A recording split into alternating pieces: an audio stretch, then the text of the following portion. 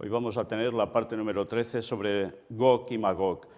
Y vamos a centrarnos exclusivamente sobre un cierto punto de lo que veníamos viendo últimamente.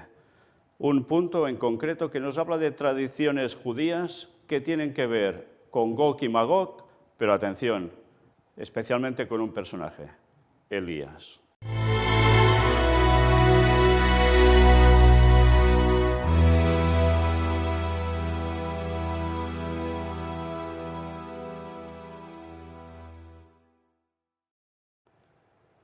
Nos vamos a centrar hoy directamente en el punto número 14. Va a ser lo único que hoy os vamos a mostrar.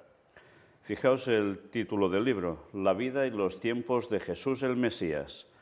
En el apéndice, página 82.1, el escritor Alfredo Edersheim nos dice algo respecto a Gog y Magog, pero que tiene que ver directamente con Elías. Y no es de sus propias palabras. Vais a ver que es una forma de expresar en unas líneas lo que judíos de diversos tiempos han expresado sobre Elías y Gog y Magog. Sí, no son sus propias palabras. Miremos a ver qué dicen sus respectivas tradiciones, tendencias, no sé, llamarle un poco como queráis, de los judíos respecto a este tema. Aquí lo tenéis, en el apéndice 8 se titula Tradiciones rabínicas acerca de Elías, el precursor del Mesías. Y el texto nos dice, para completar la evidencia presentada en el texto, en cuanto a la diferencia esencial entre la enseñanza de la antigua sinagoga sobre el precursor del Mesías y la historia y misión de Juan el Bautista, tal como se describe en el Nuevo Testamento, adjuntamos un completo, aunque condensado, relato de las tradiciones rabínicas anteriores sobre Elías, por tanto, escritos que ya tienen muchos años. Las opiniones difieren en cuanto al descenso y lugar de nacimiento de Elías. Según algunos, era de la tierra de Galaad, Bemit, y de la tribu de Gad, Tan, sobre Génesis 49-19, va citando los autores. Otros lo describen como un benjamita de Jerusalén, uno de los que se sentaban en el salón de las piedras labradas, Tan, sobre Éxodo 31-2, o bien como descendiente paterno de Gad y maternalmente de Benjamín. Sin embargo, una tercera opinión, y a la que aparentemente se atribuye más peso, lo representa como un levita y un sacerdote, no como el gran sumo sacerdote de los días mesiánicos. Esto se afirma expresamente en el Targum Pseudo de Juan sobre Éxodo 40:10, donde también parece implícito que él debía ungir al Mesías con el aceite sagrado, cuya composición estaba entre las cosas desconocidas en el segundo templo, pero que Elías restauraría, y esto lo dice Tanquía sobre Éxodo 23:20, y fijaos lo interesante de esto, decían que debía ungir al Mesías con el aceite sagrado. Lo que sí sabemos es que Juan Bautista hizo algo, y era el bautismo de Jesús, y el aceite ya sabéis que tenía la significación también del Espíritu Santo, y que desciende sobre Jesús en esos momentos del bautismo, que se manifiesta. Lo mismo, Bueno, pero claro, ellos no iban a encajar precisamente a Juan el Bautista con el papel de segundo Elías con Jesús, ni mucho menos, por supuesto. Otra curiosa tradición identifica a Elías con Finés, el Targum Pseudo Juan, sobre Éxodo 6:18. La misma expresión que en el Targum, Fineas, es decir, Elija o Elías, aparece en ese gran depósito de la tradición rabínica, en el Yalkut, de la manera acentuada en que se hace referencia al paralelismo entre el celo de Finés y el de Elías, y entre su obra de reconciliar a Dios e Israel y llevar a este último al arrepentimiento. Podemos deducir igualmente el origen de esta tradición y su significado más profundo. Por tanto, ya veis, se hacía una comparativa también entre Finés y Elías, con ese celo, Pero interesante, debía llevar al arrepentimiento. Y siguen diciéndonos, porque, como se explica completamente en el libro 2, capítulo 5, es uno de los principios expresados con frecuencia por la antigua sinagoga en su percepción más profunda de la unidad y la importancia del Antiguo Testamento, que los eventos milagrosos y las interposiciones divinas de la historia anterior de Israel serían recreados, solo que con una aplicación más amplia en los días mesiánicos. Si esta idea subyace en el paralelismo entre Finés y Elías, se desarrolla aún más plenamente en el que existe entre Elías y Moisés. Ahora seguro que a nuestro hermano Ángel esto le empieza a sonar de lo que él presentó. Al comparar el relato bíblico de estos dos mensajeros de Dios, nos sorprende la estrecha correspondencia entre los detalles de su historia. La sinagoga tiene cuidado de trazar esta analogía paso a paso, Yalkut. La liberación final de Israel de Egipto, así la liberación final de Elías, rompería para siempre el yugo de todo dominio extranjero. Sí, de dominio extranjero. La alusión aquí es a la parte que se esperaba que Elías tomara en las futuras guerras de Gog y Magog. Interesante, ¿eh? Lo cita Seder Olam. Futuras guerras de Gog y Magog. Fijaos, no estaban hablando de una cuestión del pasado, sino de algo que era futuro, que no se había producido. Y citaban precisamente en ese contexto a Elías. ¿Y qué se esperaba? De hecho, este paralelismo se lleva tan lejos que la tradición dice que cuando Moisés fue comisionado por Dios para ir a Faraón, suplicó que Dios debería enviar por él a quien él había designado para enviar para una liberación mucho mayor en los últimos días. Qué interesante, ¿eh? En los últimos días ¿de qué? Esperaban la era mesiánica. Pues para ese entonces esperaban que surgiera Elías. Qué cosas, ¿eh? Y esto es lo que dicen ellos según sus explicaciones y tradiciones, que Moisés estaba pidiendo que enviara a ese otro, ¿eh? Y en los últimos días. Sobre esto se le dijo que la misión de Elías sería a Israel, mientras que él, Moisés, fue enviado a Faraón. Y esto lo escribe Pirkei. De manera similar, se afirma que la cueva desde la cual Moisés contempló la presencia divina que pasaba ante él, que aparece en Éxodo 33, 22, era la misma en la que Elías se encontraba en circunstancias similares. Y esto lo presenté hace ya un buen tiempo, ¿eh? Pues mira por dónde, resulta que ellos creían también esto. Qué interesante, ¿eh? Esa cueva había sido creada con el resto del mundo, pero especialmente en la víspera del primer sábado del mundo. Esta es la conclusión a la que ellos llegan, o sea, un viernes, al final del viernes, antes de la puesta de sol, para que empezara el sábado. Y lo dice Sifré.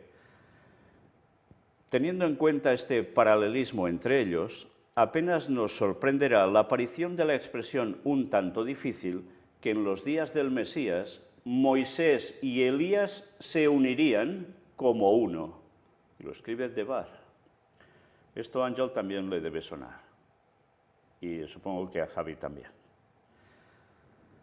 Se ha señalado en el texto que la actividad de Elías, desde el momento de su aparición en los días de Acab hasta su regreso como precursor del Mesías, está representada en la tradición judía como continua y que está casi constantemente introducido en la escena, ya sea como en una conversación con algún rabino o bien como ocupado en el bienestar de Israel y conectado con él. Qué interesante, ¿eh? Esto aparece en la tradición judía como continua. Así Elías relata en el cielo las obras del hombre, lo escribe Seder Olam, o bien escribe las observancias de los mandamientos por parte de los hombres, y luego el Mesías y Dios lo sellan. Esto es lo que dicen en la Midrash sobre Ruth 2.14. En general está siempre interesado en todo lo que concierne al estado actual de Israel o su liberación futura, escribe San. De hecho, está conectado con el rito iniciático de la alianza en reconocimiento de su celo, en la restauración de la circuncisión, cuando, según la tradición, había sido abrogada por las 10 tribus después de su separación de Judá. En consecuencia, Dios había declarado: Israel no hará el pacto de la circuncisión, pero tú lo verás, y los sabios decretaron que en la circuncisión se colocará un asiento de honor para el ángel del pacto. Y citan Malaquías 3:2, dice Pirqué. La tradición va más allá. No solo fue el único embajador en quien Dios había delegado sus 3 llaves especiales, del nacimiento, de la lluvia y de despertar a los muertos, aparece en Yalkut, sino que su obra fue casi divina. Y esto es en Tanya Bereshit 7. Fijaos que de todo ello se pueden ir extrayendo cosas, extrapolarlo, porque lo que ellos llegaban a aplicar en ciertos tiempos y a veces de modos bastante inexactos, sí que hay cosas que son rescatables y pueden tener una significación para el fin de los días. Si no sabéis mucho de qué hablo, mirad las predicaciones que presentaron tanto nuestro hermano Ángel Berna como nuestro hermano Javi, y vais a daros cuenta que realmente las cosas que se presentaron, y un mismo servidor también desde hace tiempo, van en una misma línea y sin saberlo se está confirmando cosas en lo que se está diciendo aquí que tienen que ver con lo presentado anteriormente. Sí, vale la pena que lo reviséis.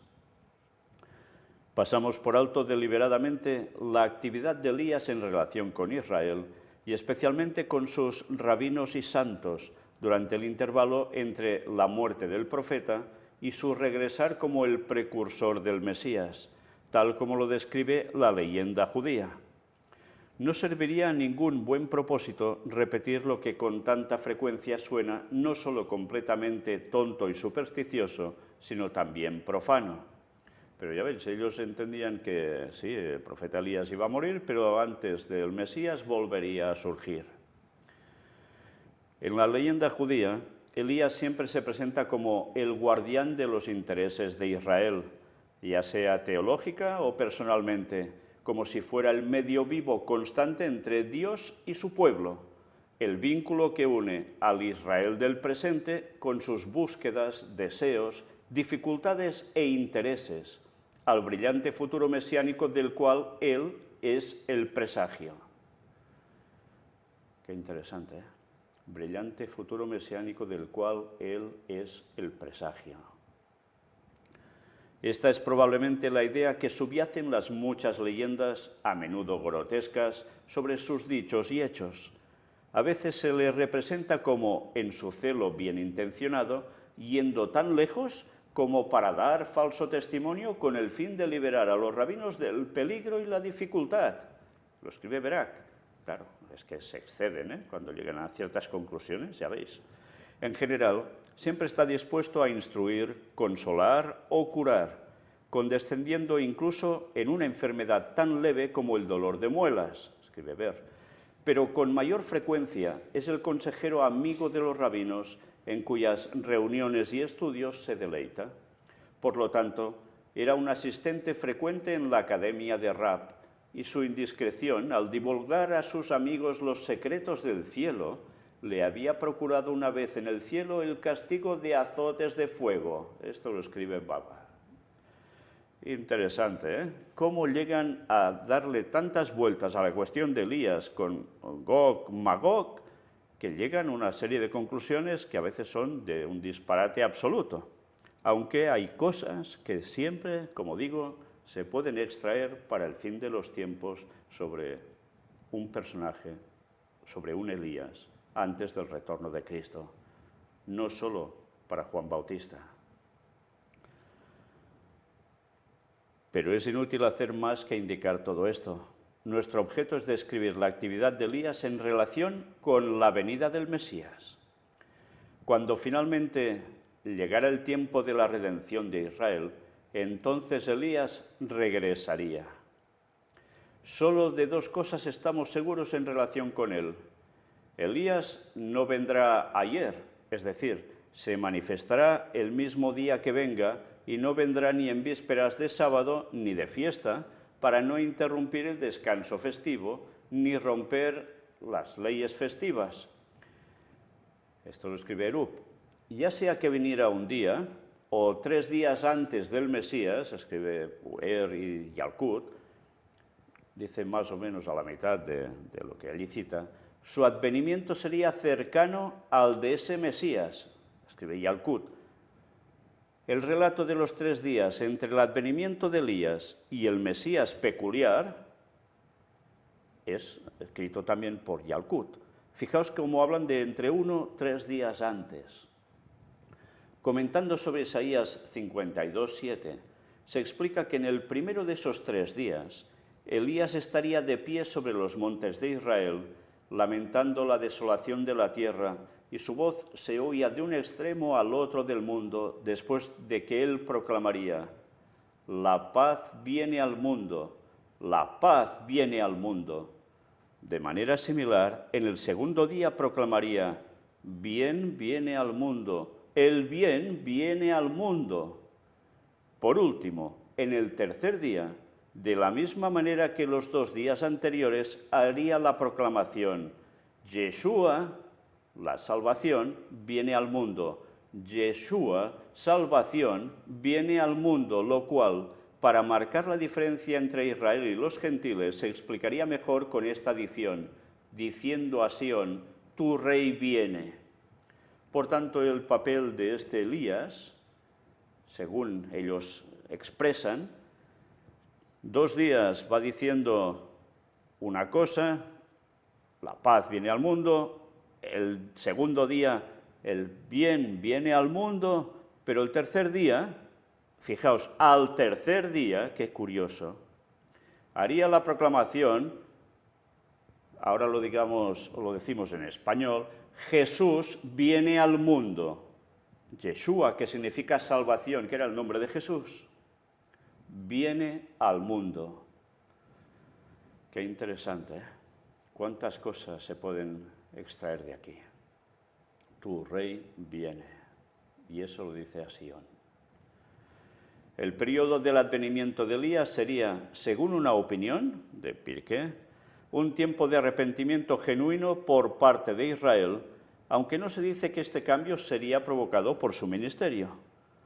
Por otra parte, su peculiar actividad consistiría en dirimir cuestiones, dudas y dificultades ceremoniales y rituales, en hacer las paces, en restaurar a los que por violencia habían sido injustamente excluidos de la congregación y en excluir a los que por violencia habían sido injustamente introducidos. Esto lo escribe Bab, Metz y Edui. Qué interesante, ¿eh? Una vez más, se nos dice como si hubiese un arrepentimiento genuino por parte de Israel. No se dice si es por su ministerio, el de Elías o no, pero que hay como una restauración de bastantes cosas. Y nos siguen diciendo, también restauraría a Israel estas 3 cosas que se habían perdido. La olla del oro del maná, de Éxodo 16:33. La vasija que contenía el aceite de la unción y la que contenía las aguas de la purificación. Según algunos, también la vara de Aarón que reverdeció y dio fruto. Por tanto, cosas relacionadas con algo sumamente importante, que tenía que ver con el templo. Da que pensar, ¿eh? Y además, fijaos qué tipo de cosas, qué tipo de elementos. Algunos de ellos estaban ¿dónde? En el arca de la alianza, ¿eh? O muy cercano a ella. Y nos siguen diciendo, una vez más, su actividad se asemeja a la del ángel que Dios había enviado delante de Israel para expulsar y vencer a las naciones hostiles. Lo cita Tanch sobre Éxodo 23:20. Porque Elías iba a aparecer, luego a desaparecer y a aparecer de nuevo en las guerras de Gog y Magog. Vaya, qué conclusiones, ¿eh? Al final ya hemos visto cuándo son las guerras de Gog y Magog. Hemos visto que después del milenio eso pasa, pero ya hemos ido viendo pinceladas que anteriormente al milenio, anteriormente a la segunda venida de Jesús, también hay Gog y Magog. Y más veremos sobre eso, ¿eh? Por tanto, Según ellos, Elías iba a aparecer, luego desaparecer y luego aparecía de nuevo en las guerras de Gog y Magog. Bueno, terminan diciendo: pero después de ese tiempo prevalecería la paz y la felicidad generales cuando Elías desempeñara sus funciones peculiares. Finalmente, al ministerio de Elías, algunos también atribuyeron el oficio de resucitar a los muertos. Lo escribe Sota. Tal es un resumen de la antigua tradición judía acerca de Elías como el precursor del Mesías. Comparándolo con la descripción del Nuevo Testamento de Juan el Bautista, se admitirá al menos que, cualquiera que sea la fuente de la que se derive el bosquejo de la actividad y misión del Bautista, no puede haber sido del ideal de la antigua sinagoga, ni aun de puntos de vista judíos popularmente actuales. Y en efecto, ¿podría haber mayor contraste que entre el precursor judío del Mesías y el del Nuevo Testamento? Bien, una vez más nos damos cuenta que evidentemente todas las cosas que ellos aplicaban a lo que iba a hacer Elías, que creían que es el que regresaría, sucedió en Juan el Bautista. Pero es que lo que ellos creían de tanto disparate que acumulan también alrededor de todo lo que realmente debía hacer Juan Bautista, claro, eso no les cuadraba. Por tanto, a Juan Bautista, sí, hubo una época de arrepentimiento, ¿lo recordáis? Se fueron muchos a bautizar, pero todo terminó allí, porque luego al Mesías también lo rechazaron, a Jesús. Pero una vez más nos damos cuenta que también se cita a Malaquías con ese tiempo antes del retorno de Cristo en su segunda venida, porque el texto de Malaquías va mucho más allá, solo de la aparición de Jesús en sus momentos viviendo en la tierra. Con lo cual hay cosas de este Elías que ellos hablan que sí tendrían una cierta aplicación, sacando toda la paja que ponen alrededor, al fin de los tiempos, en un conflicto en tiempos de Gog y Magog, y con una importancia sobre Israel, pero evidentemente con todo el mundo. Nos damos cuenta que lo de Gog y Magog no era tan simple de decir, esto es después del milenio y ya está. Estamos profundizando bastante en ello, paso a paso, poco a poco, desgranando y viendo lo que realmente es y lo que no. Y desde luego, esto aún va a seguir así, si Dios quiere, durante bastantes conferencias más. Ya veis que hoy solo hemos analizado un punto, pero vamos a ver aún bastantes más. Y después aún veremos más cosas, claro que sí. Y desde luego no tienen desperdicio. Pero qué interesante, Elías en relación a Gog y Magog, y cómo no, antes de la aparición del Mesías. Por tanto, antes de la aparición de ¿quién? De la segunda venida de Jesús. Es de esperar que haya plagio satánico al respecto. ¿No será lo que hará el papado en definitiva? Pero desde luego Dios va a hacer su parte, porque todo plagio es porque se mira en verdad un original. Que Dios nos ayude a ir comprendiendo, a ir profundizando, porque sí, el retorno de Cristo, del Mesías, de Jesús, pronto será. Y hay cosas que deben acontecer precisamente ya prácticamente a partir de estos momentos. Maranata 2031. Dios os bendiga.